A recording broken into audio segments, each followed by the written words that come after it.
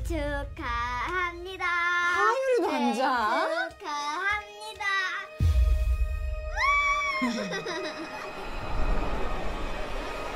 엄마.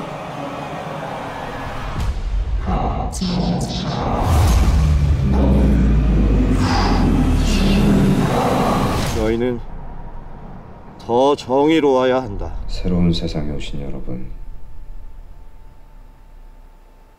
환영합니다. 요즘 K 콘텐츠 일단 글로벌 1등으로 시작하는 모양입니다. 넷플릭스로 가장 세계적이 된 콘텐츠가 우리나라의 콘텐츠가 아닌가 싶기도 한데요. 오징어 게임에 이어서 지옥으로 다시 한번 K 콘텐츠가 글로벌 1등으로 등극했죠. 영국의 유명 일간지죠. 가디언은 지금 당장 하던 일을 멈추고 지옥을 봐야 한다라고까지 극찬했습니다. 오늘 문화로 있는 경제에선 넷플릭스 드라마 지옥과 종교와 경제의 방정식을 한번 풀어보도록 하겠습니다. 자, 여기서 핵심 질문을 던져보겠습니다. 어떤 종교가 현실 경제를 성장하게 해줄까요? 사실 세상에 종교는 많습니다. 그리고 종교는 공통적으로 내세에 더 나은 세상이 펼쳐진다고 가르치죠. 이런 통계가 있습니다. 전 세계에 국내 총생산이 한 1,000억 달러가 넘는 60개 나라가 있습니다. 그 중에서 전체 인구의 30% 이상이 특정 종교를 믿는 나라가 50개 나라입니다. 국교는 없지만 상당히 많은 인구가 종교를 믿는 나라죠. 카톨릭이 21개 국가, 이슬람이 14개 국가, 개신교 국가가 9개, 불교가 2개, 힌두교가 1개, 유대교가 1개입니다. 자, 이걸 좀 더 좁혀볼까요? G20 선진국 가운데 카톨릭 국가는 6개가 있습니다. 개신교는 4개, 이슬람은 3개, 힌두교 1개, 불교, 유대교는 없습니다. 자, 이것만 놓고 보면 카톨릭과 이슬람 그리고 개신교가 국가적인 영향력이 크고 카톨릭과 개신교 믿는 나라들이 경제적으로 번영한 경우가 많다, 이렇게 통계가 분석되기도 합니다만 디테일로 들어가 보면 좀 더 복잡해집니다. 자, 드라마 지옥을 한번 살펴볼까요? 주인공은 새 진리회의 정진수 의장이라는 인물이 있는데 이 인물은 신흥 종교를 만들었죠. 그리고 종교가 전 세계 인구의 절반 이상이 믿는 종교로 발전해 나가는 과정, 이게 지옥의 중요한 축 중에 하나입니다. 스토리 좀 더 디테일하게 설명드리면 어느 날 갑자기 고지가 시작됩니다. 이 고지라는 건 천사가 앞에 딱 나타나서 당신은 몇 월 며칠 몇 시 몇 분에 죽는다고 알려주는 겁니다. 자, 그리고 지옥에 간다고 하죠. 실제로 그 사건이 일어납니다. 그게 바로 시연입니다. 사실 초자연적인 현상인데 천사, 악마, 지옥이라는 이름을 붙이는 순간 매우 종교적이고 성스러운 현상으로 인식되게 되죠. 자, 인간은 이해할 수 없는 걸 두려워합니다. 과학과 이성을 넘어서는 현상이 발생하면 자연스럽게 종교를 찾게 되죠. 종교는 형이상학적이고 죽음 너머를 설명하기 위해 존재하는 가치니까요. 새진리회의 정진수 의장은 이걸 설명해내죠. 핵심 교리는 신은 인간에게 선악을 구분하고 죄를 짓지 않을 수 있는 능력을 이미 심어뒀다. 인간이 죄를 짓는 건 인간의 의지 탓이다. 따라서 인간은 죄를 짓지 않기 위해 노력을 해야 한다. 안 그러면 지옥에 간다. 이걸 신의 의도라고 부릅니다. 지옥 안에서 두 번째 시연자에 해당되는, 여기서 죄인이라고 부르는데요, 박정자라는 인물이 있습니다. 박정자 시연이 전 세계 TV로 생중계되죠. 자, 모두가 그 이후로 새진리교의 정진수 의장을 믿고 따르게 됩니다. 정진수는 지옥에 간다는 공포가 인간 세상을 더 나은 세상으로 만든다고 믿습니다. 자, 이렇게 신의 의도를 인간의 언어로 번역해주는 종교의 교리는 결과적으로 인간 세상을 지배하게 되는 거죠. 자, 종교가 경제에 미치는 영향도 이렇게 설명하는 것이 가능합니다. 무엇보다 개신교는 청교도주의에 뿌리를 두면서 근면성실이 신의 뜻이라고 설명하죠. 자, 일은 신이 내려준 사명이라고 설명합니다. 근면하게 일을 하는 것이 신에 대한 신앙의 증거라고 얘기하죠. 그러니까 열심히 일해서 경제적으로 성공하면 그건 또 신의 뜻을 지상에서 이루는 것이니까 죽어서도 천국에 간다고 설명합니다. 이 얼마나 자본주의 또는 노동과 굉장히 딱 맞아떨어지는 교리인가요? 자, 일단 19세기 전 세계를 지배했던 대영 제국, 그리고 20세기부터 전 세계를 지배했던 미국 국민의 50%가 개신교 신자죠. 돈에도 In God We Trust라고 쓰여 있죠. 돈을 벌면 신을 경배한다는 것을 의미합니다. 영국의 성공에도 개신교의 분파입니다. 자, 독일도 카톨릭과 개신교가 반반인데 아시다시피 근면성실한 걸로 치면 독일만한 나라가 없죠. 오죽하면 독일 병정이라는 표현까지 있을까요? 드라마 지옥으로 돌아와 볼까요? 지옥에서도 공포로 인간이 죄를 짓지 못하게 만들어 버립니다. 개신교도 근면성실하고 근검절약하지 않으면 지옥에 간다고 설명하는 것 똑같죠? 과연 새 진리 외에 새 진리가 진실이냐라는 건 좀 다른 문제긴 합니다만, 자, 지옥에서 정진수의 대척점에 있는 인물로 등장하는 또 다른 인물이 형사인 진경훈입니다. 정진수가 중세시대에 신의 지배를 뜻한다면, 진경훈은 인간이 신로부터 해방된 근대 이후 인간의 등장, 휴머니즘의 등장을 뜻합니다. 휴머니즘은 한마디로 인간이 가장 가치 있다는 믿음입니다. 인간의 이성으로 세상을 이해할 수 있다고 믿죠. 결국 인간은 달을 정복했고 화성을 정복하려고 합니다. 인공지능을 만들어내 가고 있죠. 자, 그런데 지옥과 천사, 악마의 등장으로 지옥 속의 현실은 곧바로 퇴행해버리죠. 카톨릭 국가들은 대체로 주기적으로 경제 위기를 겪는 걸 보여두는데요. 대표적인 국가가 2010년대 초반에 유럽발 재정 위기의 원흉이었던 그리스가 있고요.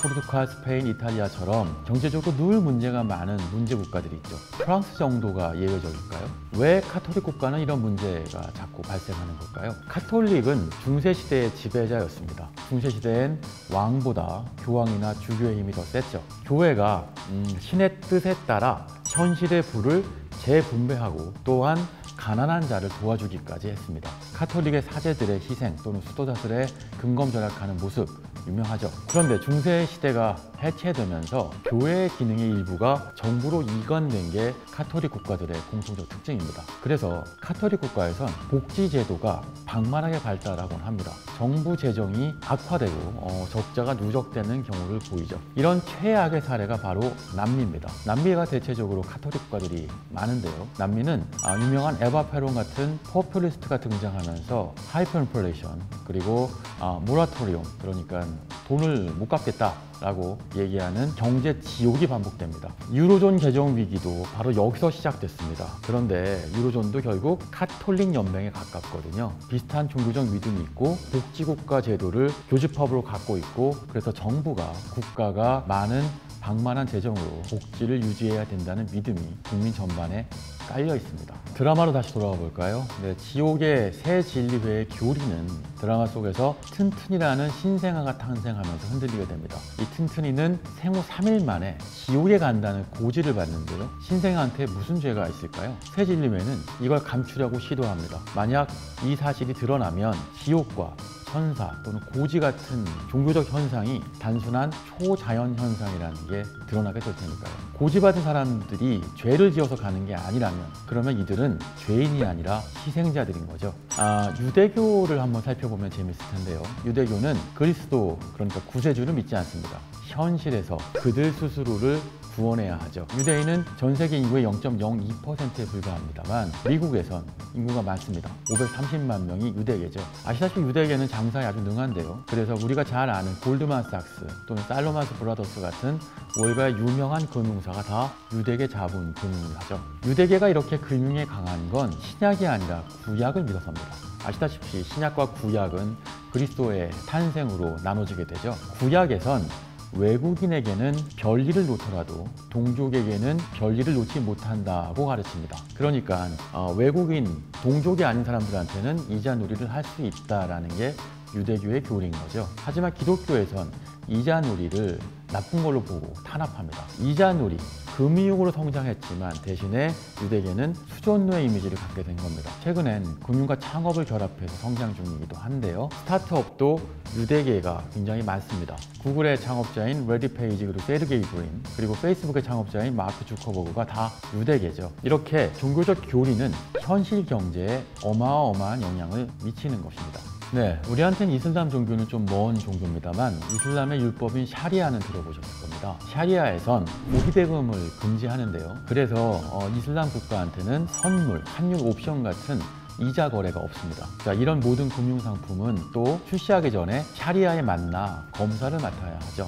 그래서 이 나라에는 우리한테 흔히 익숙한 주담대, 그러니까 주택담보대출도 없습니다. 은행이 개인을 상대로 이자 놀이를 하는 셈이니까요. 그래서 은행이 집을 개인한테 빌려주고 집세를 받는 개념이 있죠. 그리고 결과적으로 그 집을 개인한테 팔게 됩니다. 반대로 이슬람 국가는 금융이 약한 반면에 실물이 강하죠. 아시다시피 이슬람에 가장 많이 팔리는 실물 제품은 석유잖아요. 오펙이 석유 팔아서 떼돈을 벌죠. 오일 머니는 세계를 움직이는 사상 최강의 돈이죠. 자, 이렇게 금융이 약하고 실물이 강한 이슬람 경제 모두 종교 탓입니다. 반면에 인도는 힌두교 카스트 제도 때문에 IT가 발달한 측면이 있습니다. 인도인의 80%가 카스트의 신분 제도에 얽매여 있다고 알려져 있습니다. 그러니까 신분마다 직업이 미리 정해지게 되는 거죠. 그런데 새롭게 등장한 IT 산업은 과거의 계급과 무관하기 때문에 계급에서 벗어나서 IT에 지원하는 경향이 많다고 하죠. 아시다시피 인도인들은 머리가 굉장히 뛰어나기 때문에 실리콘밸리의 MS, 구글, 트위터의 CEO 모두가 인도계입니다. 이건 종교 탓도 크다는 분석을 할 수 있죠. 네, 드라마 지옥에서 원작자이자 감독인 연상호 감독은 신의 의도에 의해 지배당하는 현실 세계야말로 지옥이라고 이야기합니다. 그래서 이런 대사가 나옵니다. 한 택시기사가 이렇게 읊조리죠. 여긴 인간들의 세상이다. 인간 세상은 인간의 뜻대로 해야지. 유명한 물리학자인 아인슈타인의 이야기가 떠오릅니다. 신은 주사인 우리를 하지 않는다. 이상한 뭐가 나타나서 너는 언제 죽는다 예언이라고. 그날이 되면 진짜 지옥으로 데려간대.